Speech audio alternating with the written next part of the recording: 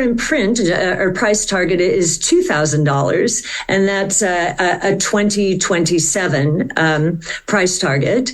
So we think it has miles to go. It has just started. This is the biggest AI project in the world right now, and we think it's incredibly undervalued.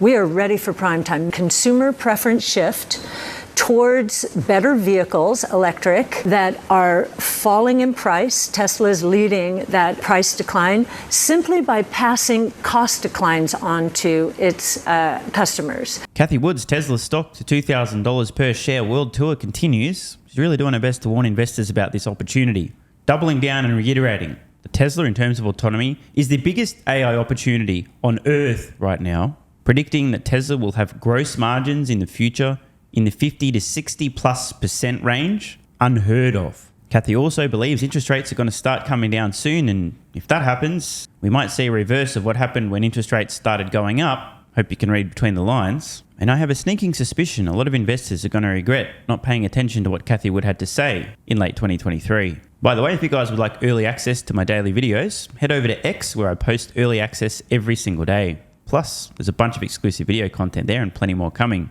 And if you still want more content, join Patreon. There's more than 330, close to 350 exclusive videos there, plus my Tesla fair valuation out over the next decade, optional access to my Tesla valuation model, and I also have a detailed health protocol for my health, energy, sleep, supplementation, exercise, you name it. Everything I do to keep me feeling and performing my best. In print, our price target is $2,000, and that's a 2027 price target. All right, hang on a sec. I'm not very good at math. I sometimes lose track of what year it is as well. So let me just, okay, so it's 2023 now. So let me count here. 24, that's 1. 25, that's 2. 26, that's 3. 27, that's 4. So 4 years from now, ARK Invest's price target, their fair valuation for Tesla stock is $2,000 per share. And as I record this, Tesla stock just over $260 per share, meaning approximately an 8x increase in the next, wait, how many years was it again? 1, 2, 3, 4 years. 8 times, not 8%, not 80%, no, 800%. Now, of course, they could be wrong. In fact, they will be wrong. It's the question of how wrong will they be. Can you name a single other stock? Please feel free in the comments below that you believe has this same kind of potential, and then adjust for risk compared to the risk in Tesla. I would really like to know. Could anyone come up with anything? And remember, hope is not a strategy. So we think it has miles to go. It has just started. Funnily enough, I strongly agree. Of course, everyone watching already knows that. Actually, there are always a few new folks. If you're new, welcome. Shout out to the OGs. You just wait, what the fuck? Point though, people I just don't think accept this. It's day one for Tesla. A lot of people assume, because they're looking in the rearview mirror, what the f***, bro? It's nearly $1 trillion company. You're high. That may be true, that it's $1 trillion company and the latter statement as well, but that's irrelevant. The future is what matters. And the scale of the opportunity in front of Tesla, which they seem poised to take the lion's share in terms of autonomy, potentially humanoid robots, ultimately AGI, the stationary energy storage business, plus the burgeoning electric vehicle business, and who knows what else is around the corner. Oh, by the way, let's not even talk about AI adjacent opportunities like Dojo as a service. The scale of the opportunity, the markets that Tesla is unlocking in front of the company dwarf everything that's come before. Cathie Wood is not just making shit up or throwing out some catchphrases about it just getting started. She means it. Relative to where Tesla's ultimate valuation will be years, decades from now, bro, $800 billion market cap, in my opinion, and clearly Cathie's as well, is going to look like a rounding error. There is a reason that I'm still buying Tesla stock with every spare cent. I picked up another 69 shares today. I'm paying about 20 times as much for those shares as I was when I first began buying. But I'm not thinking, oh, that's too expensive, man. To my cost basis was wait. I'm thinking, who gives a about that? What does the future look like?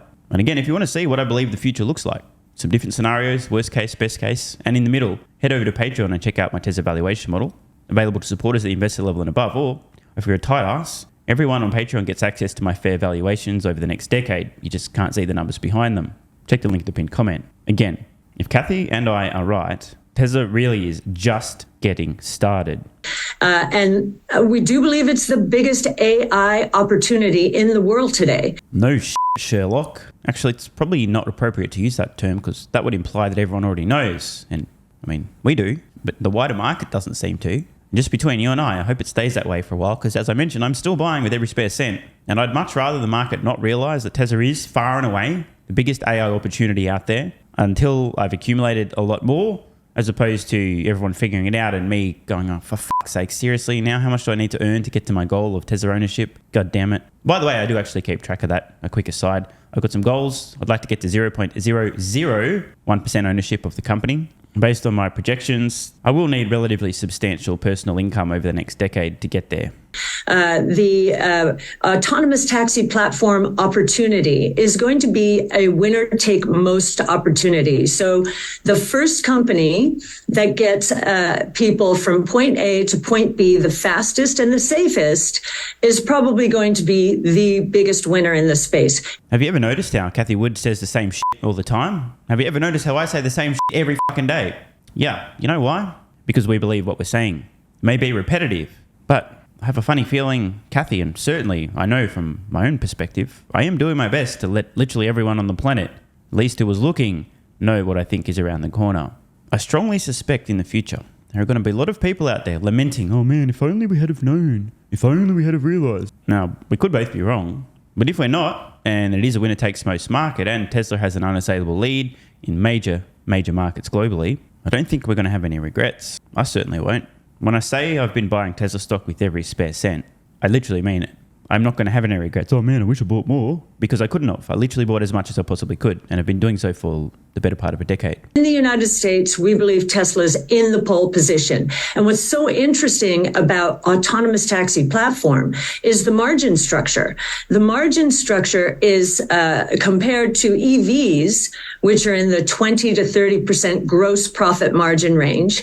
The profit margin of autonomous taxi platforms are SaaS-like, software as a service-like, so 80% plus. So we believe that Tesla will have a blended margin in the next 5 to 10 years in the 50 to 60, perhaps higher range. Again, this is the biggest AI project in the world right now, and we think it's incredibly undervalued. Biggest AI project in the world. Incredibly undervalued. On those 2 points, I completely agree. As for Cathie's earlier comments about Tesla having blended gross margins in total 50, 60+% a few years from now, I agree. Again, please refer to my Tesla valuation model. And did you know that, generally speaking, investors will pay a premium for companies that print insane amounts of money? In other words, have very high gross profit margins. You guys know Apple, right? The almost $3 trillion slow-growing, forgot how to innovate company. Anyone want to take a guess at their gross margins? Give or take about 45%. I wonder what a high-growing, highly innovative company with 50 or 60+% gross margins might be valued at if Apple today is already around that $3 trillion mark and soon to be overtaken by a company like Tesla in terms of not only total profits, but total revenues. By the way, I do mean that. Apple's quarterly revenue now is less than Tesla's annual revenue. Tesla only needs the 4x revenue, and they'll have overtaken Apple in terms of total revenues. But just remember, Tesla's already told us they plan to 10x their automotive business alone over the next decade. Never mind all the other elements of their business like autonomy, humanoid robot, energy, and so on.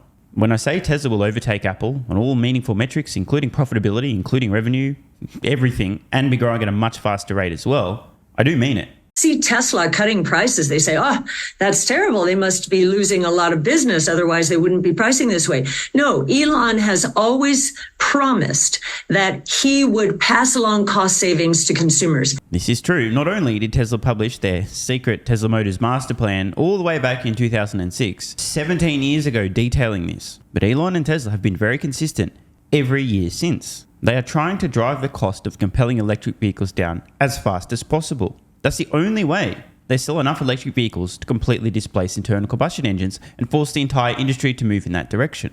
Given this fact, whenever you hear anybody claiming that there's a lack of demand or Tesla's in trouble or they need to cut prices or their margins will collapse or so on, you know that you're hearing from somebody who either A, doesn't know what they're talking about and has ignored the last 17 years of evidence to the contrary, or they do know what they're talking about, but they're trying intentionally to mislead and deceive you.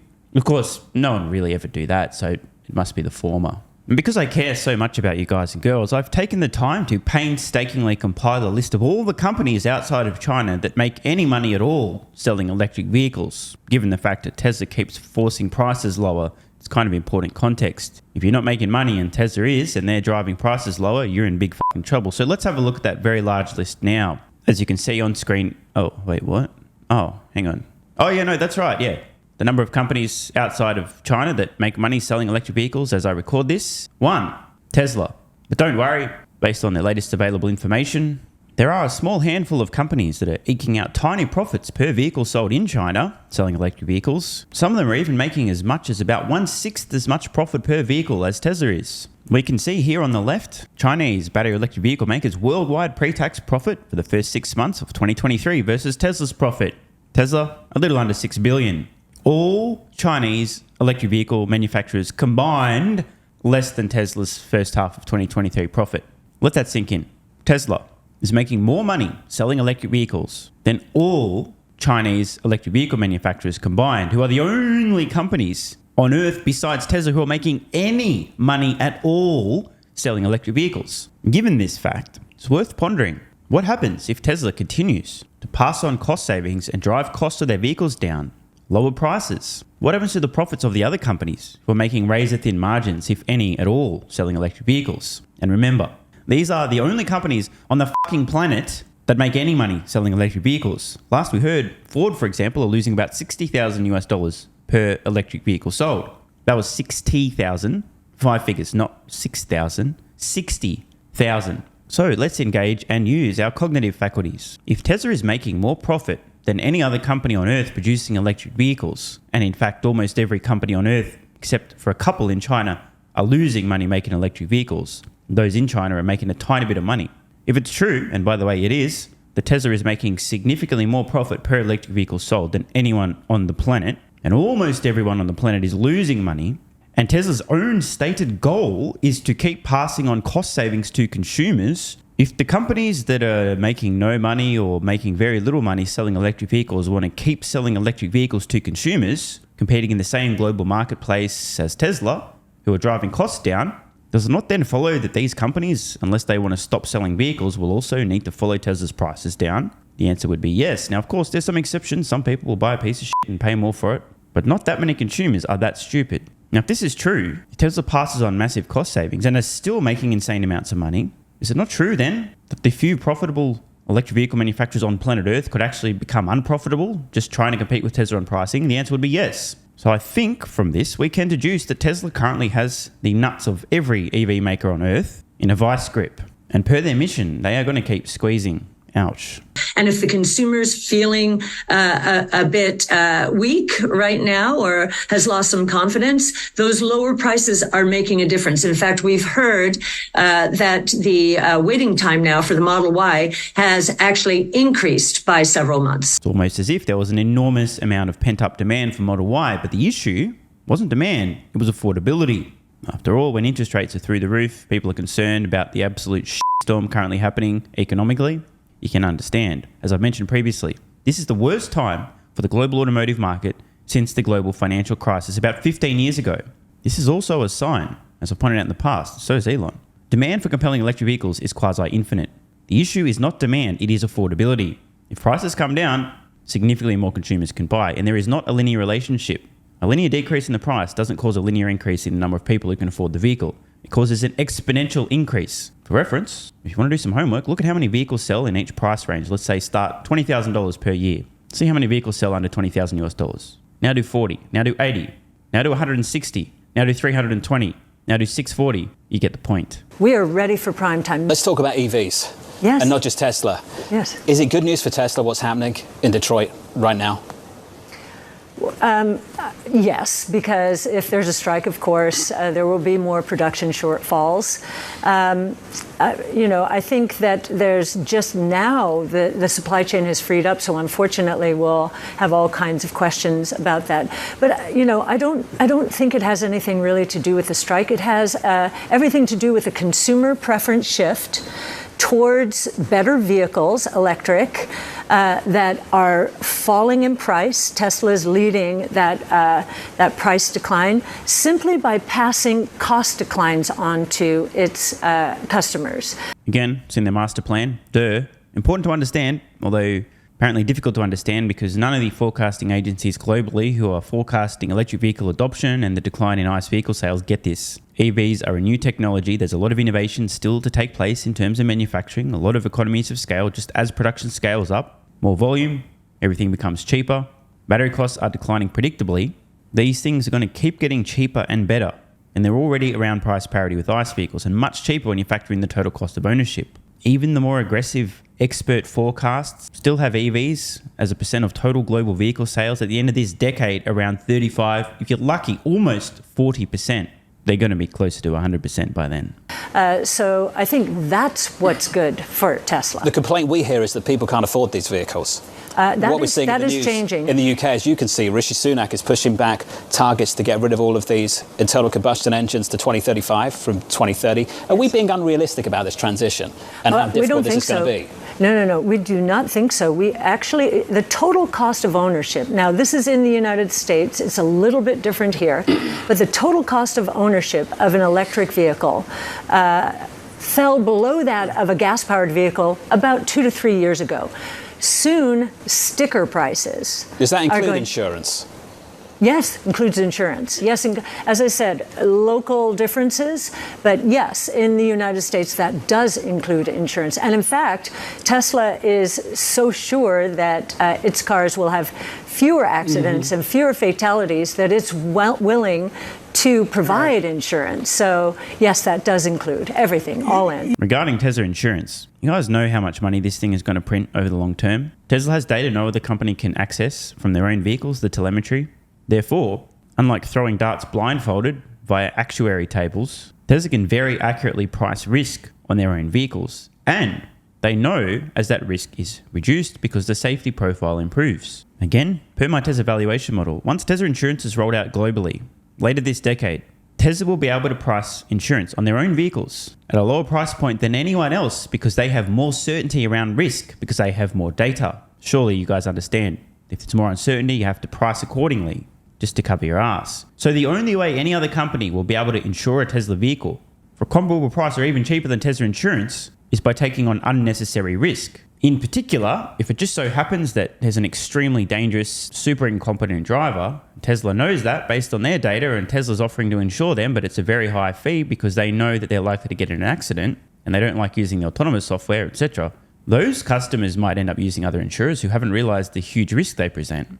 In short, close to 100% of Tesla owners in the future will use Tesla insurance. If Tesla has a fleet of 100 million vehicles globally, let's say a decade from now, and practically 100 million of those customers is paying a small monthly fee for Tesla insurance, and Tesla vehicles keep getting safer and safer and getting involved in less accidents, do the math on that. Your mind will be blown. So to recap, Cathie Wood doubling down once again, ARK Invest Tesla stock, fair valuation for 2027, just 4 years from now, $2,000 per share, almost an 8x from where Tesla stock is today.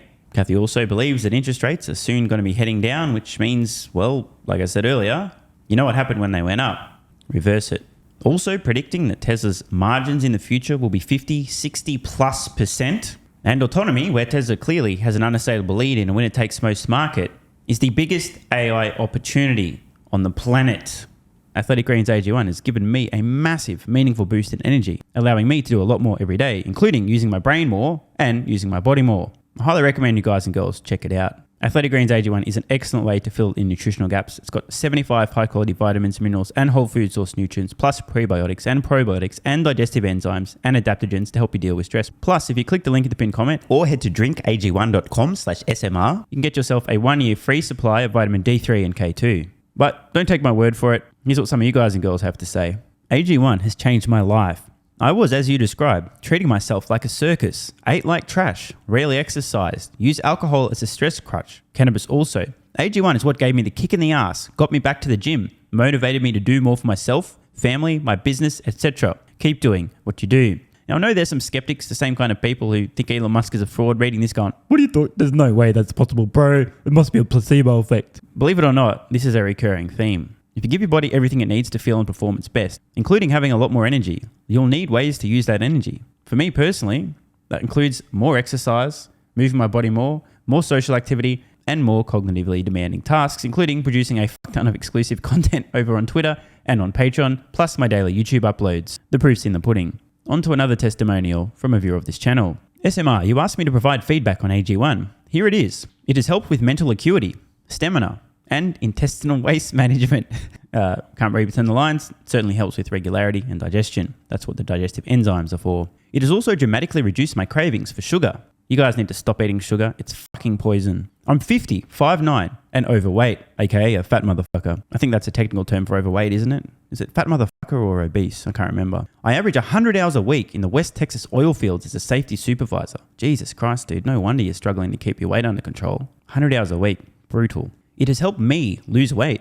It is not an appetite suppressant. It can help fat people suppress cravings, and motivation to be healthier is critical for changing your diet. Love you, brother. Again, this is a great point. It's something people really don't seem to grasp. If you have more energy, everything becomes easier. It's like turning on easy mode for life. A few years ago, before I was taking AG1, my health was trash. I was struggling to get through the day, had afternoon fatigue. The last thing I wanted to do was either use my brain or move my body. Didn't have the energy. Now, my biggest struggle every day is figuring out ways to use that energy. I'm exercising way more, doing a lot more with my friends and family, and of course, my work output has increased substantially. And you can fact check me.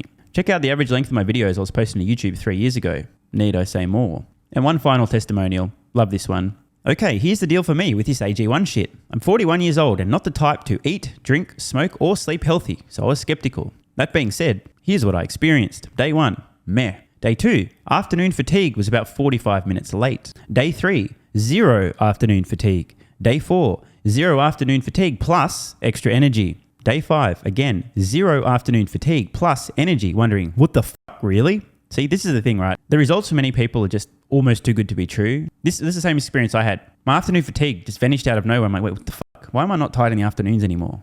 Surely, it's not that AG1, is it? Turns out it was. Day 6 and 7, same thing. Day 8, same thing. Plus, I had the want to get things done around the house that I normally would slack off and not get done. Again, the point, extra energy, you'll need to use it, you'll find ways to use it. Day 9, 10, and 11, and today is day 12.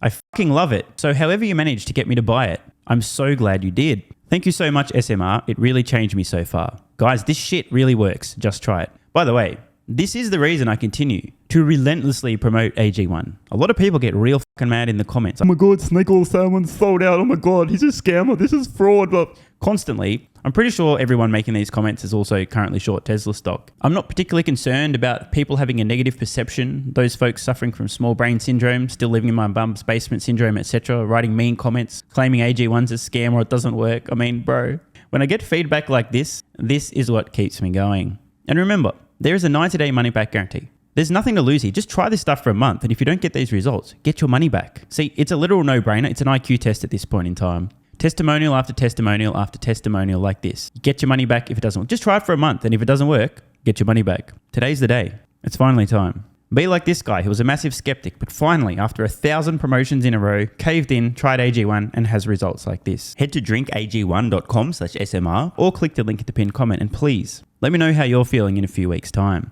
Now, if you'll excuse me, time to put my extra energy to good use. I'll be recording some more exclusive content for Patreon and my Twitter subscribers. So click the links in the pinned comment. See you over on Twitter and or Patreon. And don't forget to grab your AG1. Love ya.